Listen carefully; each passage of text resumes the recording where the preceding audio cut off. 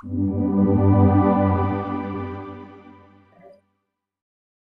Ibu, banyak yang mempertanyakan, ini dia mengada-ada, apa ada kolerasinya pemuda terhadap kesehatan? Bapak Ibu, dalam kehidupan sehari-hari, saat ini adalah kesehatan yang paling kita cari, yang paling kita dambakan. Apakah di dalam agama Buddha hal-hal tersebut tercermin atau ada korelasinya? Ada, Bapak Ibu. Bapak Ibu, kalau Bapak Ibu baca Parita, satu buku ini, itu lengkap sekali, banyak hal-hal, resep-resep, petunjuk-petunjuk, petuah-petuah yang bisa kita dapat kalau kita mau menguraikan, memahami, dan menerjemahkan secara lebih mendalam. Namun sayang, di antara kita kadang-kadang itu Parita ini hanya sekedar untuk ritual belaka. Bapak Ibu, setiap kali Bapak Ibu ada pelayanan kedukaan, ada pelayanan orang sakit, itu dibacakan Parita, itu ada maksudnya, ada. Kenapa saya membahas tentang kesehatan yang utuh? Bapak Ibu, kalau kita ketemu dengan teman atau waktu Imlek, itu disisipkan apa yang cenggang, kebahagiaan, kesehatan, ya kesehatan betul. Ya. Nah, kesehatan Bapak Ibu, kalau kita itu sehat, kita itu merasa sehat, kira-kira indikatornya apa? Bapak Ibu, kehidupan sehari-hari pernah nggak memikirkan indikator bahwa saya itu sehat, atau melihat orang ini sehat? Memang indikatornya banyak, tapi 3 hal yang penting. Di sini saya menyampaikan resepnya atau rumusnya itu 3337 atau san ci, bukan ditambah san ci pak ya, san ci 3337. Kalau san ci pak itu malah bukan sehat gitu nanti ya. Yang pertama, 3 itu indikatornya. Bapak Ibu sehat, itu ada 3 indikator. Yang pertama itu adalah enak makan. Bukan makan enak ya, Bro ya. Enak makan. Jadi kalau orang itu makannya enak, itu sehat. Indikator yang pertama. Tapi kalau sudah rasa-rasa makan itu sudah tidak selera dan sebagainya, ada sesuatu, Bapak Ibu. Berarti Bapak Ibu ada sesuatu di tubuh Bapak Ibu. Yang indikator yang kedua adalah enak tidur. Kan tidur enak. Tidur aja kok susah. Gak gampang Bapak Ibu. Bapak Ibu yang sekarang tuh tidurnya nempel bantal langsung berangkat, itu bahagia banget, itu sehat. Banyak orang yang tidur itu susah, kesulitan. Tapi kalau kebanyakan tidur itu juga tidak sehat. Jadi kalau Bapak Ibu sudah enak makan, tidurnya enak, itu berarti sudah punya 2 indikator bahwa Bapak Ibu. Nah, yang ketiga, maaf, itu bukan jorok ya, enak buangnya. Bapak Ibu, kalau sudah enak makan, enak tidur, tapi buangnya susah, berarti Bapak Ibu ada masalah. Loh, apa buang itu susah? Tidak gampang Bapak Ibu.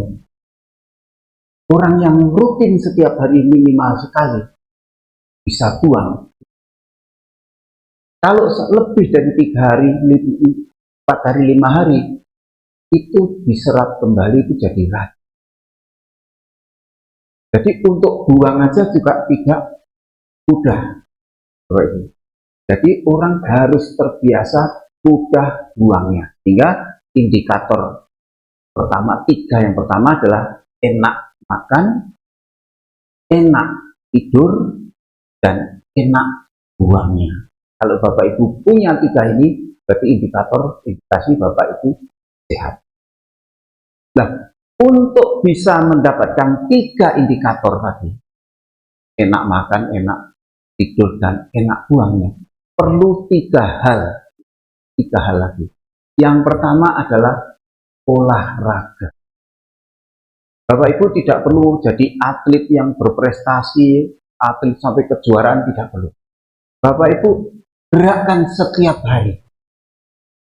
Masa tubuh ini jangan sampai, maaf apa bahasa Jawa yang menggelamber ya. Usahakan tubuh ini terbungkus dengan baik, rapat, ya, rapat. Terutama di kaki, ya, di paha, dan itu harus rapat. Ingat yang namanya lemper, itu kalau daunnya rapat itu keras, itu bagus. Tapi kalau enggak, ya, nah, begitu kulit ini gelamber, itu kaki ini sudah tidak bagus. Ya, jadi usahakan olahraga. Kalau Bapak Ibu olahraga, makannya itu pasti enak. Tidurnya juga pasti enak. Buangnya juga pasti rutin. Kalau Bapak Ibu rajin olahraga, gerakan. Jangan dimanja tubuh ini, jalan ke sana males. Ya. Usahakan Bapak Ibu untuk mendapatkan indikator tadi adalah olahraga. Indikator untuk 3 yang kedua itu adalah minum air putih sebanyak sebisa. Karena banyak orang yang sudah ginjalnya bermasalah, jantungnya bermasalah, minum itu dibatasi. Bahkan saya pernah melihat bahwa penderita jantung itu hanya dioles minumnya, dikasih kapas, dioles saja. Mumpung Bapak Ibu belum dibatasi minum, minumlah. Terutama yang seusia-usia saya, 60 ke atas, itu rasa haus itu sudah berbeda dengan yang muda-muda. Orang yang muda tuh kurang air, itu rasanya haus sering muncul. Tapi kalau orang yang sudah usia ini, rasa haus itu kadang-kadang nggak terasa. Jadi sebaiknya kemana-mana Mbak minum, atau di mana sering duduk, harus sediakan air. Jadi melihat air, ingat. Kecuali memang malam, kalau bisa jangan terlalu banyak. Ya. Karena malam itu untuk males tutup ke kamar kecil, lah itu bermasalah. Tapi usahakan minum. Terus yang ketiga, tidur adalah harus cukup. Bapak Ibu jangan anggap sepele tidur. Ini memegang peranan yang sangat penting. Usahakan tidur itu maksimal jam 10 atau sekali-sekali jam. Bangun jam 4. Jangan begadang lebih dari jam 4. Kalau saya melihat, maaf ya anak-anak muda ini import balik, seringkali malam begadang, siang tidur. Bapak Ibu, dari 3 hal tadi, olahraga, minum air, dan tidur, ini apabila kurang menyebabkan stroke. Bapak Ibu pernah dengar gak? Gak ada masalah, gak ada apa-apa, stroke. Ternyata kurang minum. Hari ini sehat, sorenya sehat, paginya olahraga. Stroke. Kenapa? Tidurnya kurang. Jadi untuk mendapatkan indikator 3 tadi, Bapak Ibu harus usahakan olahraga ringan, usahakan pokok tubuh ini harus masanya harus padat. Ya. Yang kedua, minum air sebanyak yang bisa. Ketiga adalah tidur harus cukup. Tidur siang bagaimana? Tidur siang boleh, tapi di atas jam 12 ya, sekitar setengah jam atau 1 jam, jangan lebih. Bapak Ibu yang pernah merasakan tidur siang lebih sampai jam 4, badan tidak enak semua. Sakit.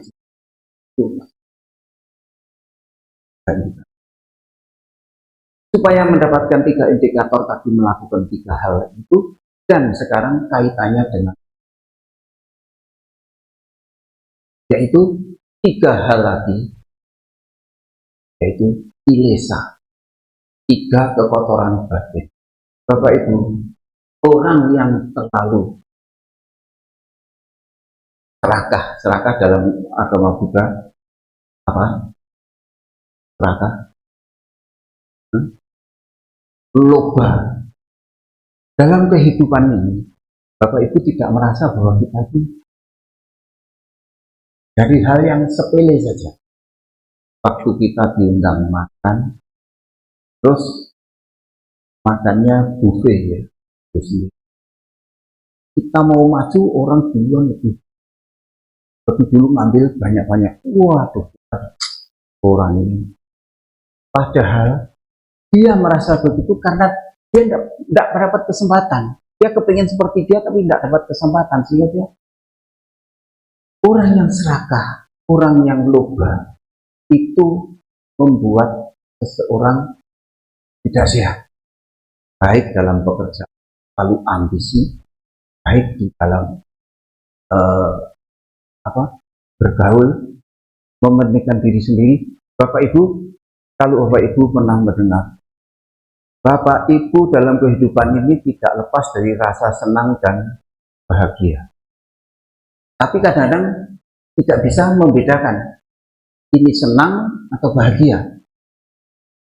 Karena keserakan tidak bisa membedakan senang dan bahagia. Mungkin Bapak Ibu di sini ada yang tahu ya, bedanya senang dan bahagia seperti apa? Oh ini senang, oh ini bahagia. Nah, betul sekali. Jadi senang itu kalau mendapatkan, bahagia itu kalau memberi. Senang itu sifatnya sementara, kalau bahagia itu sifatnya lebih panjang. Jadi kalau Bapak Ibu usahakan tidak butuh senang selalu, tapi butuh bahagia. Jadi tidak untuk itu diri sendiri, tapi juga hanya memberi. Dosa kebencian. Bapak Ibu begitu benci, begitu marah, itu tekanan darah pasti naik. Rasa nggak senang, rasa penolakan, itu juga tekanan darah naik. Yang ketiga adalah moha. Moha itu kebodohan batin. Bapak Ibu, 3 hal ini berkaitan dengan pikiran. Tadi indikasi yang pertama tadi enak makan. Bapak Ibu, selama pikirannya tenang, selama pikirannya damai, makan apa itu bisa menerima, makanan apa itu terasa menikmati. Orang yang duitnya banyak belum tentu dia bisa makan. Orang yang banyak pikiran juga belum tentu, bukan belum tentu, pasti tidurnya juga ya. Orang yang pikirannya tidak tenang, buang aja susah. Bisa dibuktikan Bapak Ibu pengaruhnya, bahwa Bapak Ibu begitu ada masalah, buang itu, atau kita lagi keburu-buru, lagi yang biasanya rutin tiba-tiba susah, atau keburu-buru karena ada deadline tertentu, dia harus cuma dipaksa malah nggak bisa. Nah, itu semua berkaitan dengan sudah tiga, sekarang yang 7. Bapak Ibu, bagi yang sering pelayanan ke orang sakit, ingat bahwa parita-parita apa saja yang dibacakan saat Bante membacakan orang sakit. Satu yang selalu tidak pernah ketinggalan. Masih ingat Bapak Ibu? Parita apa itu ke orang sakit? Bujangga parita. Saya juga merasa manfaat bujangga, pengertian bujangga saat saya kena. Bujangga parita itu ternyata apabila didalami, dihayati, dipahami, bujangga parita itu meningkatkan imun yang luar biasa. Tubuh ini sebetulnya terhadap penyakit itu sudah punya penolaknya. Penolaknya apa ya? Imun. Nah, imun itu bisa muncul kalau kita memahami bujangga parita. 7 faktor budi.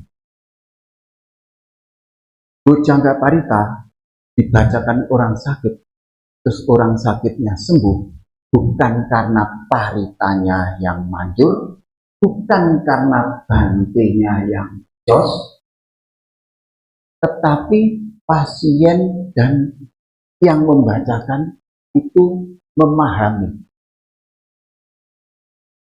Pasien begitu dibacakan parita terus dia ingat, dia akan terkondisi sembuh. Bujangga parita berisi 7 faktor. Bujangga satu, bunyinya bujangga sati. Sati berarti orang itu harus punya perhatian terhadap diri sendiri. Bisa memperhatikan diri sendiri. Kalau ada sesuatu yang nggak beres, tubuh ini ada rasanya. Ada. Tiba-tiba meriang. Ya, ini ada apa? Diare. Kalau diare ini berarti saya makan apa? Perhatian.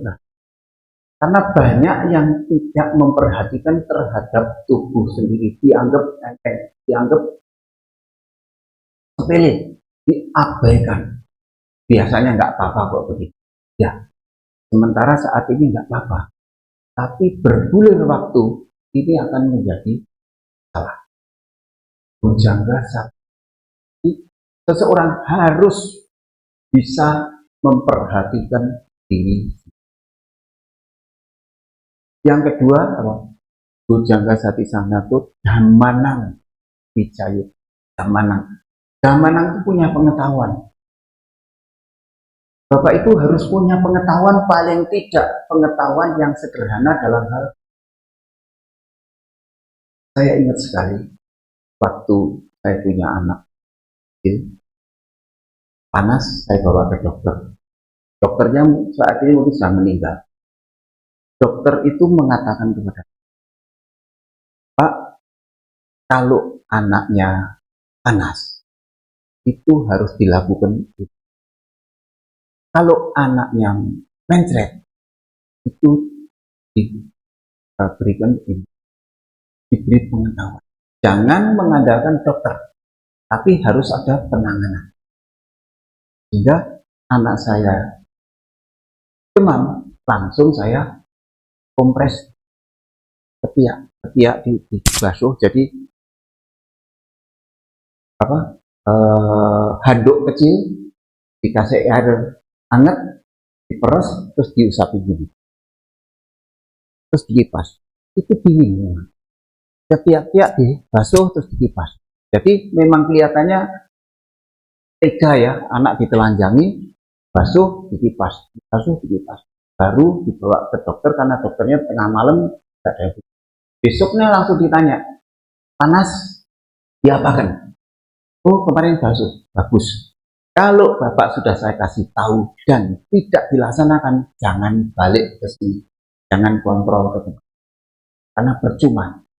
Anak ini kalau sampai step otaknya bermasalah, itu seumur hidup dia menderita. Jadi harus ada penanganan. Kalau mencret seperti apa? Jadi Bapak itu harus punya pengetahuan apa yang harus dilakukan pada saat badan ini mulai Bapak Ibu harus tahu makanan apa yang cocok dan makanan apa yang tidak. Kali waktu saya malam itu kepala itu harus saya tahu bahwa saya paling tidak tahan kalau tengah siang panas begitu langsung minum es, itu malamnya langsung, oh saya tahu. Jadi pengetahuan yang sederhana itu Bapak Ibu harus punya. Ya, jadi 7 faktor body tadi, yang pertama adalah perhatian kepada tubuh diri, 2 adalah punya pengetahuan, dan yang ketiga adalah wirya. Bujanggo Sati Sangkanto Gamanang Wijaya Tata. Wirya. Orang sakit jangan lebay. Ini nggak enak, gitu nggak enak, nggak mau. Saya saat COVID, Bapak Ibu tahu kan, yang pernah merasakan COVID, yang nomor 1 adalah makan itu nggak ada rasanya. Makan nggak ada rasanya. Tapi saya paksa makan apapun saya masuk. Dan saya harus semangat. Memang tubuh saya bermasalah, tapi saya tetap gembira, tetap bersemangat.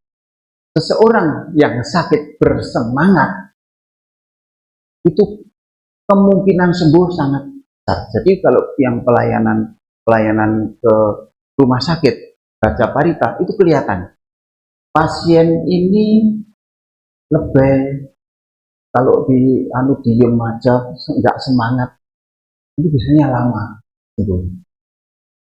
Tapi yang begitu dia baca Parita semangat, dia ikut baca gembira dan sebagainya, itu cepat.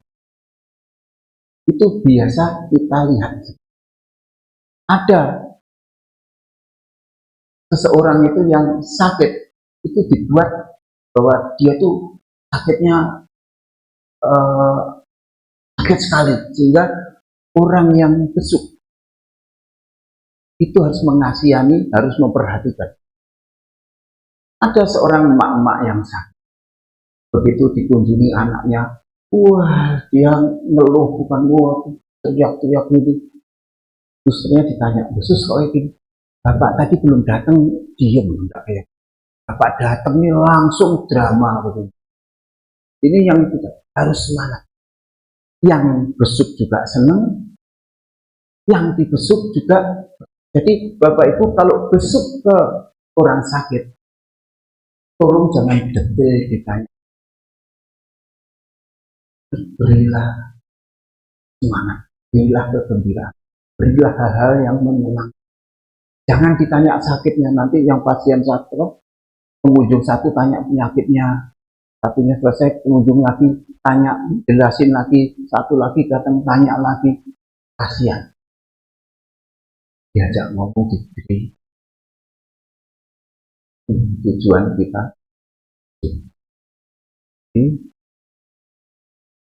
Titi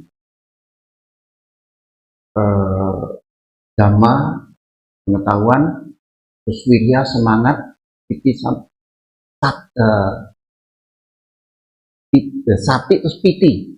Piti itu perasaan ketenangan, kegiuran, ya. Dalam meditasi itu kegiuran, perasaan tenang, perasaan apa ya, bahagia yang jiwa tenang. Jadi Bapak Ibu harus dalam kondisi apapun tidak boleh panik, tidak boleh emosi. Memang sakit semua badan sakit. Biasanya ada orang yang nggak tahan sakit tuh, wah ngomongnya nggak karuan, teriak. Belajar itu dibuat tubuh ini nyaman. Yang kelima adalah pasadi. Itu di faktor body. Yang kelima adalah pasadi. Pasadi di sini adalah ketenangan batin juga. Cuman dalam kondisi sehari-hari, pasadi itu bisa diilustrasikan sebagai lega, ya, lega. Kalau seseorang lagi berhadapan dengan masalah, ya, terus masalahnya itu terselesaikan, perasaan lega itu yang sulit didapat. Misalnya seorang mahasiswa ini ya, yang sudah ujian dan dia ragu-ragu apakah nilainya itu bagus atau tidak, dia ragu-ragu gelisah terus. Begitu pengumuman keluar nilainya bagus, lega. Atau punya saudara yang sedang dioperasi, keluar dokternya, oh operasinya lega. Saya pernah merasakan kelegaan yang luar biasa. Saya pernah membuat masalah atau saya bermasalah dengan seseorang, ya kalau di sini disebut apa ya, porak ya, sepeda motornya saya kubruk, hancur. Dan biasanya orang yang berhadapan dengan orang ini itu nggak pernah dengan pasti bermasalah. Saya berhari-hari nggak bisa tidur, gimana saya mengajar. Waktu itu masih sekolah nggak bisa. Akhirnya saya beranikan diri. Kenapa kamu tadi? Iya, saya yang nubruk gitu. Saya sudah di sini, Bapak nggak perlu cari saya. Ya, nah, terserah. Saya sudah di sini, Bapak mau apa? Oh, ya udah, lain kali hati-hati ya. Berhari-hari saya nggak bisa itu karena orang ini akan cari saya. Itu saya hadapi, ya, lain kali hati-hati ya. Sudah, pulangkan hati-hati. Lega. Nah, perasaan lega ini yang membuat kesehatan imun itu. Bapak Ibu berusaha mempunyai perasaan lega sebanyak. Dari 1 sampai 5 tadi dikuatkan dengan meditasi. Bapak Ibu yang terlatih meditasi, memang Bapak Ibu mungkin yang saat ini meditasi kok saya tidak dapat apa-apa. Bapak Ibu tidak merasakan bahwa Bapak Ibu sudah mendapatkan 5 menit, 10 menit, pagi sore, itu Bapak Ibu sudah akan mendapatkan. Kesadaran Bapak Ibu akan sangat-sangat tinggi. Apa yang Bapak Ibu lakukan, paling tidak Bapak Ibu sudah mengetahui bahwa saya melakukan ini untuk apa. Dengan kesadaran itu, 1 sampai 5 tadi semua terpelihara dengan baik. Yang terakhir adalah UPK, keseimbangan batin. Bapak Ibu memang seringkali mendapatkan istilah-istilah UPK, keseimbangan batin. Apa itu keseimbangan batin? Ya, secara ini disebutin bahwa kalau sedih jangan terlalu sedih, kalau gembira jangan terlalu gembira, yang netral-netral aja. Tapi bayangin Bapak Ibu, gimana ya kalau gembira nggak perlu gembira, sedih nggak perlu sedih. Saya lebih suka mengilustrasikan seperti dalam kehidupan ini, Bapak Ibu memang perlu UPK. Kalau Bapak Ibu mau sehat, UPK itu harus penting. Bapak Ibu pernah melihat orang naik kuda, kejar, itu ternyata enggak, pantatnya itu tidak nempel 100% di pelananya, tapi dia ayun. Kalau Bapak Ibu belum pernah naik kuda, begitu naik kuda itu pantatnya pasti akan sakit semua karena. Tapi yang bisa UPK bisa menyesuaikan ritme dari kudanya, bahkan nyaman. Ada orang sekarang yang sering gowes ya, gowes sampai di tengah sawah-sawah itu sepedanya rusak. Dia mau panggul ini susah, mau biarin itu harganya mahal, gimana? Ada gerobak tikar, apa kalau orang saya dulu tikar gerobak, tapi zaman dulu itu rodanya dari besi atau kayu, dan nggak ada pernya, ya kan? Dia numpang sampai ke desa. Si tukang goes tadi, Pak, rembuk badan saya. Pak, masa? Lah Bapak tiap hari naik ini? Iya, tidak apa-apa.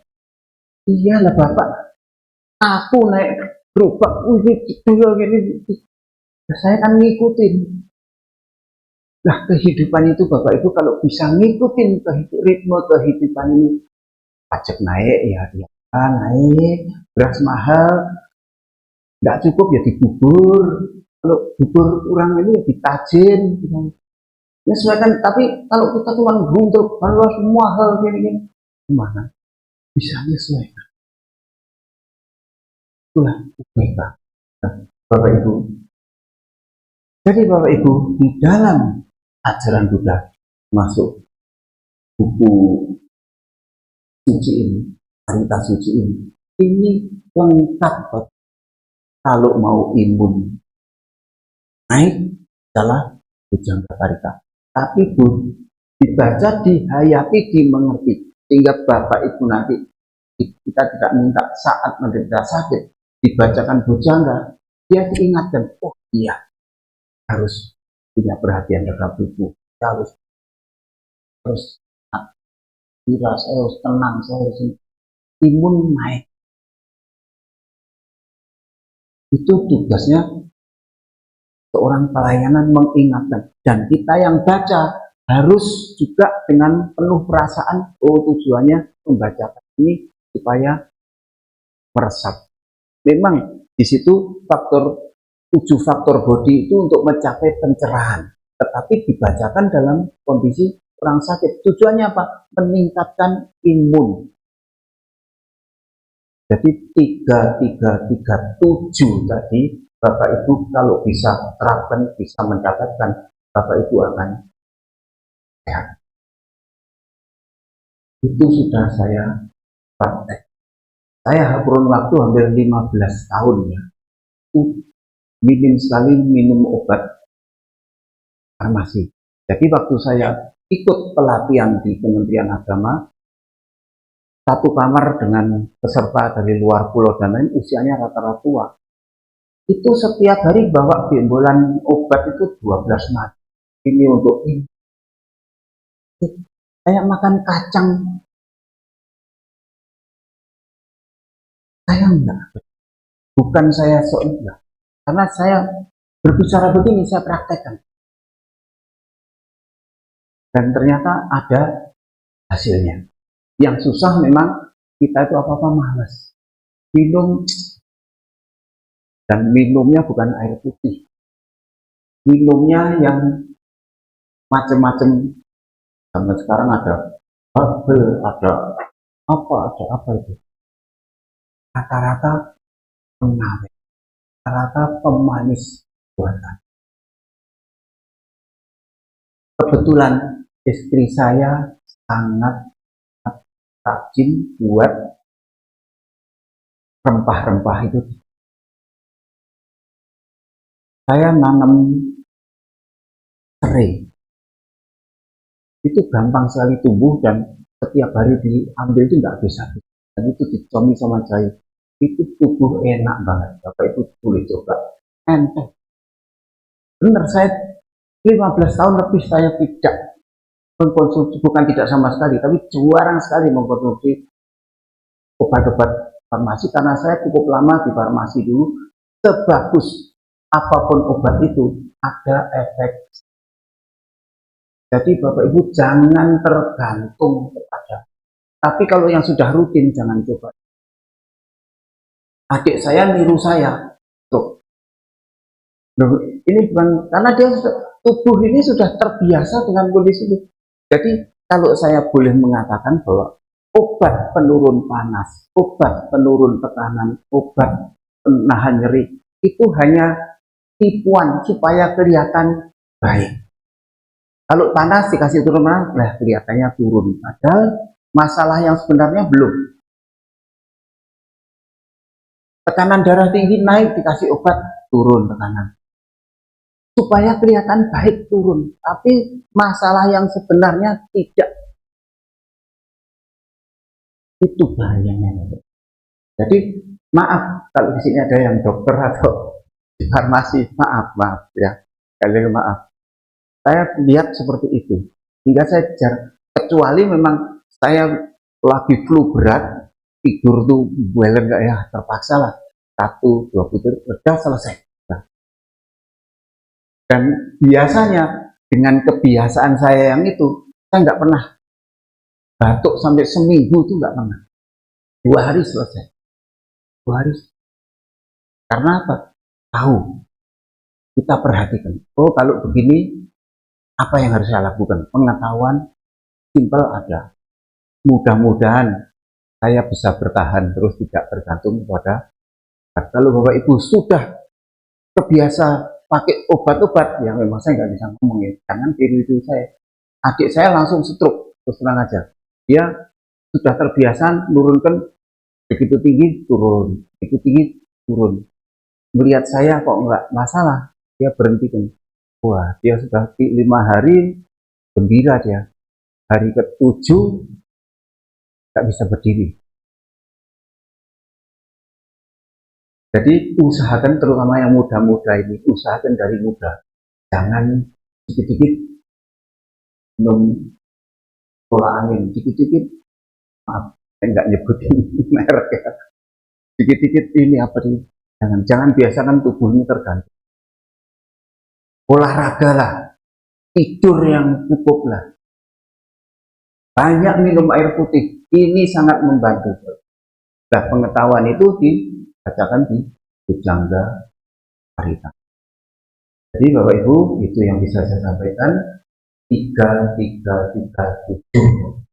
Nah, tentunya jadi Bapak Ibu kalau sudah enak makan, sudah enak tidur, dan enak buang, indikatornya Bapak Ibu ya, olahraga, minum air putih, dan tidur yang cukup. Hindari keserakahan, hindari kebencian, hindari kebodohan, dan rutin membaca Bujangga. Ingat kurang kalau lagi ya, itu yang bisa saya sampaikan. Mohon maaf kalau ada kata-kata atau contoh yang baik, yaitu namun kalian saya langsung mau pamit karena ada acara selanjutnya, acara BPC, saya bawa baju langsung. Terima kasih, yaitu